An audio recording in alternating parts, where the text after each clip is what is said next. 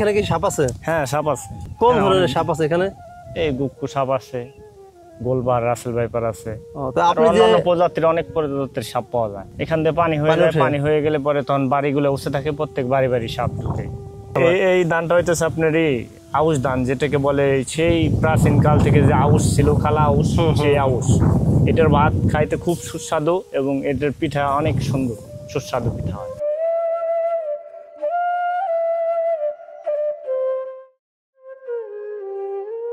প্রবল খরস্রোতা পদ্মা নদী, তার ঢেউয়ের গর্জনে যেন লুকিয়ে আছে হাজারো অজানা গল্প। সেই নদী পেরিয়ে আমরা পৌঁছাই চরসাদিপুরে। তখন চোখে পড়ে এক অন্য বাংলাদেশ, যেখানে বালির বুকেও ফসল ফলে, চারিদিকে যেন সবুজে মোড়ানো গালিচা। এই সবুজের মাঝেই এখানে রচিত হয় হাজারো জীবনের গল্প।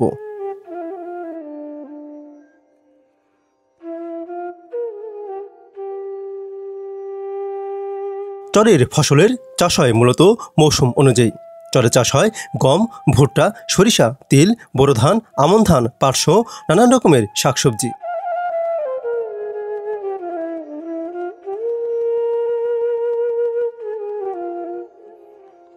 চরের এই ধানগুলো মূলত জলের মাঝেও বেঁচে থাকে মাথা উঁচু করে। চরে জল বাড়লে জলের সাথে পাল্লা দিয়ে বাড়তে থাকে এই ধান গাছও। এখানে ব্রি মৌসুমে ফলন হয় মূলত ব্রি 28, ব্রি 88 জাতের ধান।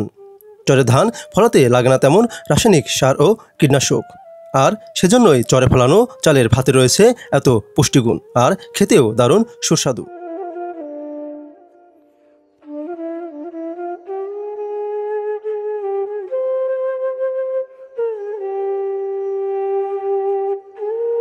চরের চাষকৃত ধানের ফলন হাইব্রিড ও অন্য উন্নত জাতের ধানের তুলনায় কিছুটা কম, তবে তুলনামূলকভাবে চরের ধান চাষ খরচ অনেকাংশে কম। এখানে বিঘাপতি খরচ হয় 6 থেকে 7 হাজার টাকা। সব খরচ হিসাব করলে বিঘাপতি 25 থেকে 30 হাজার টাকা থাকে লাভ।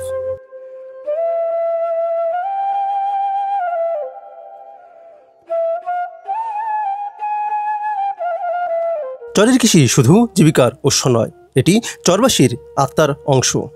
প্রতিটি ফসলের সঙ্গে জড়িয়ে আছে সংগ্রাম, ভালোবাসা আর বেঁচে থাকার গল্প। চরের জীবন কঠিন, কিন্তু তাতে আছে এক অদ্ভুত সৌন্দর্য। পদ্মা ঢেউয়ের মতোই তারা এগিয়ে চলে, থেমে থাকে না। চরের বুকে শত সংগ্রাম করে টিকে থাকা এমন একজনের সাথে চলুন কিছুটা সময় কথা বলি। কি অবস্থা ভাই, ভালো আছেন? হ্যাঁ, ভালো আছি। আপনার নাম কি? আমার নাম মোহাম্মদ সুমন মোল্লা। আচ্ছা, সুমন মোল্লা ভাই। তো সুমন ভাই, আপনি এই চরেরই বাসিন্দা? জি। আচ্ছা, আপনি কত বছর ধরে চরে বসবাস করেন? 4 বছর। 4 বছর। আপনার আগের কি বাড়ি এখানেই ছিল? না না, আমাদের বাড়ি উপার। ও আচ্ছা, আপনি আসলে এখানে কি পরিবার নিয়ে থাকেন? হ্যাঁ, পরিবার নিয়ে থাকি। ও আচ্ছা, তো আপনার হাতে আমরা কাঁচি দেখতে পাচ্ছি, আপনি কোথায় যাচ্ছেন? ধান খেতে যাচ্ছি। ধান কাটার জন্য নাকি ঘাস কাটার জন্য? নিরানের জন্য। ও, ধানের ভিতরে যে আগাছা আছে এটা পরিষ্কার করার জন্য। আচ্ছা, আপনি এখানে কত বিঘা জমি চাষ করেন? 25 বিঘা। 25 বিঘা জমি একা চাষ করেন? এটা কি আপনার নিজস্ব জমি নাকি? না, শোন করা মার্কেট রাখা আছে। আপনার নিজের কোনো জমি জমা নেই? নিজের যে বাড়ি করছি ওই জায়গা আছে। ও আচ্ছা, মানে ওই যে আপনার হচ্ছে ওই ভিতরের দিকে যে টিনের যে বাড়িটা ওটা আপনার? আচ্ছা, তো আপনি কি কৃষিকাজে করেন না অন্য কাজ বাজ করেন? কৃষিকাজ, আমার বাড়ি খামার আছে, ছাগলের, গরু, ভেড়া। আচ্ছা, গরু আছে কতগুলা? গরু আছে 7টা। আর ছাগল? ছাগল আছে আপনার, ছাগল ভেড়া দেয় প্রায় 24টা। ও আচ্ছা, মানে আপনার ছাগল আর ইসের খামার আছে। তো আপনি তো মানে মোটামুটি কৃষির উপরে আছেন? কৃষির উপরে নির্ভরশীল। আচ্ছা, আপনার পরিবারে কে কে আছেন? আমার পরিবারে 2 সন্তান, 1 মেয়ে 1 ছেলে। ও আচ্ছা, তাদের বয়স কেমন? মেয়ের বয়স 13 বছর, ছেলের বয়স 8 বছর। ও আচ্ছা, পড়ালেখা করে তারা? হ্যাঁ, মাদ্রাসায় পড়ালেখা করে। এইখানে কি এই চরে কি আপনার মাদ্রাসা আছে? ওই উপার প্রতিদিন যাওয়া আসা লাগে। ও, তাই তো অনেক পরিশ্রম করতে হয় বাচ্চাদেরও। ও, এছাড়া এমন শিক্ষণই নাই, আমাদের উপারই যাওয়া লাগে সবকিছুর জন্য। ও আচ্ছা, তো এই যে চরের মধ্যে আমরা শুনেছি যে অনেক ধরনের হচ্ছে আপনার বিষধর সাপ থাকে, তো এইগুলা কি এখানে কি সাপ আছে? হ্যাঁ, সাপ আছে।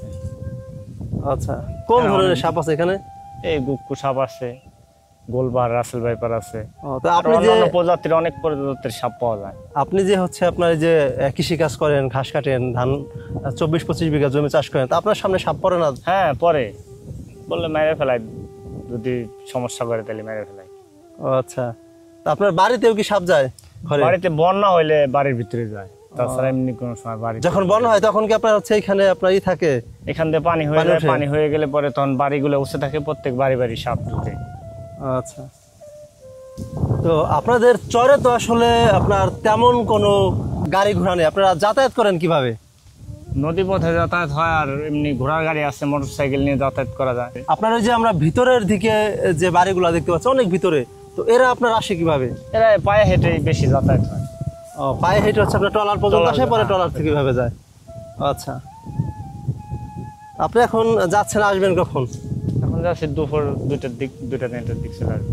আচ্ছা, তো আপনাদের এখানে যারা থাকেন এদের বাজার ঘাট নিত্য প্রয়োজনীয় যে সদাইপত্র লাগে এগুলো কিভাবে আনেন? এগুলো আমরা এই যে সকালবেলা বাজারে যাই, ওপার থেকে নিয়ে আসি। আচ্ছা, ওপার থেকে আনেন, মানে এইদিকে কোনো বাজার করার কোনো ব্যবস্থা না? আপনাদের এখানে মানুষ যারা চর থাকে থেকে ওপার আর অনেক সবজি যায় বিক্রি করার জন্য, দুধ যায়, তারপর আপনার গায়ের দুধ যায়, তারপরে সবজি টবজি আছে এগুলো যায়। আচ্ছা, আপনাদের এখানে মানুষের রোগ ব্যাধি হলে বিভিন্ন সমস্যা হলেও তো ওপার যেতে হয়? আর সদরে ফরিদপুর শহর কাছে। মাছ মারেন না নদী থেকে? হ্যাঁ, মাছ মারি। এটা কি নিজের পরিবারের জন্য? পরিবার না, বিক্রিও করি। এটা এই বন্যা হইলে মারি, তাছাড়া সব সময়। যখন বন্যা হয় আপনার কি এইখানে কি পানি হয়? হ্যাঁ, পানি হয়। এই চর এটা তলা যায়? আপনাদের বাড়িতে কি পানি ওঠে না তখন? না, বাড়িতে ওঠে নাই, বিগত 4 বছর ধরে ওরকম বন্যা হয় না। আচ্ছা, অল্পই পানি হয়। আপনি এখন কত দূর পর্যন্ত যাবেন হাইটে? এখান থেকে আরো 1 কিলো ভিতরে, 1-1.5 কিলো। ওইখানে এটাকে আপনার জমি থেকে? জমি থেকে কি ধান লাগাইছেন জমিতে? 87 ধান। আচ্ছা, এগুলো কেমন উৎপাদন হয় আপনার, মানে বিঘায় কেমন ধান হয়? বিঘায় আপনার এগুলো 52 বিঘায় দেখালে 30, 35, 40 মন মতো হয়। তো 1 বিঘা জমিতে আপনার এখানে চরে চাষ করতে কত টাকা খরচ হয়? ধানে তেমন খরচ না, 6-7 হাজার টাকা খরচ হয়। 1 বিঘা জমিতে কত টাকা ধান বিক্রি করা যায়? ধান আপনার দেখা যায় 30,000-35,000 টাকা বিক্রি করা যায়। খড়ও তো বিক্রি করা যায়? খের আমরা গরু রেখা হয়। খড় দিয়ে আছে, ধান দিয়ে আপনার কেমন টাকা লাভ হয় 1 বিঘা জমি থেকে? 30,000-25,000 এরকম লাভ। মোটামুটি মানে অন্য জমি থেকে এখানে একটু লাভ বেশি। তবে এই চর এলো মেন এলো ভুট্টার আবারটা এলো মেন, ভুট্টার পরে এলো ধান করা হয়েছে। আচ্ছা, বিগত এত আগে সবসময় প্রতিটি পড়ে থাকছে চর, ভুট্টা করার পর আর কেউ কিছু করে নাই, কিন্তু এখন হলো ধানের আবারটা ব্যাপক হারে চাহিদা। আচ্ছা আচ্ছা, আপনাদের এই ধানে সার দিতে হয় না? সার না, চরের ধানে সার লাগে না, শুধু বনে থুইছে এমনি হইতেছে।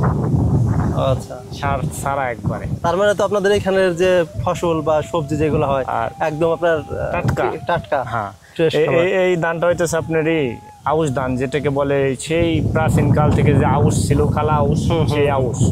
এটার ভাত খাইতে খুব সুস্বাদু এবং এটার পিঠা অনেক সুন্দর সুস্বাদু পিঠা হয়। আচ্ছা, এই ধানটা কালা আউশ বলে এটাকে। লাল চাল যেটা বাজারে পাওয়া যায়, বলে যে লাল চাউল বলে বিক্রি করে, সেই ধান। আচ্ছা,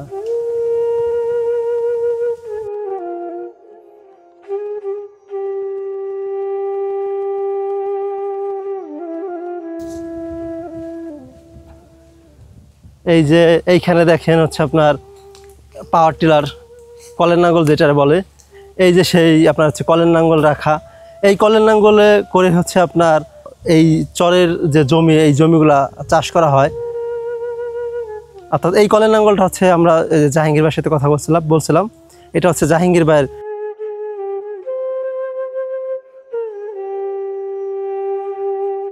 আপনার আমার পিছনের দিকে যে এটা দেখতে পাচ্ছেন, এটা হচ্ছে একটা মারাই কল, অর্থাৎ ভুট্টা মারাই মেশিন। অর্থাৎ চরের মানুষ কিন্তু প্রযুক্তি থেকেও পিছিয়ে নেই, চরের মানুষ আপনার প্রযুক্তির দিক থেকে আগানো। এখানে যে ফসল ফলায় ভুট্টা, এরপর হচ্ছে ধান, এরপর হচ্ছে মুসুরি, বিভিন্ন ধরনের যে ফসল ফলায়, এগুলো হচ্ছে আপনার মারাই কল যেগুলো রয়েছে এগুলো দিয়ে হচ্ছে আপনার ভাঙায়। এটা হচ্ছে ভুট্টা মারাই মেশিন। এই যে দেখেন, এটার সাথে চাকা রয়েছেন 3টা, অর্থাৎ আপনি এটাকে এক জায়গা থেকে আরেক জায়গায় নিয়ে যেতে পারবেন। এরপরে হচ্ছে আপনার এই যে এটার সামনে দেখেন, এটা হচ্ছে ইঞ্জিল মারাই কলের। এইখান দিয়ে হচ্ছে আপনার যে ভুট্টাগুলো থাকে, সেই ভুট্টাগুলো এখান দিয়ে দেওয়া হয়। এই যে এইখান দিয়ে একদম ভিতরে চলে যায় ভুট্টাগুলো। এইখান দিয়ে দিলে আপনার এই যে নিচের যে জায়গাটা, এইখান দিয়ে হচ্ছে এই ভুট্টাটা আপনার হচ্ছে বেরিয়ে আসে।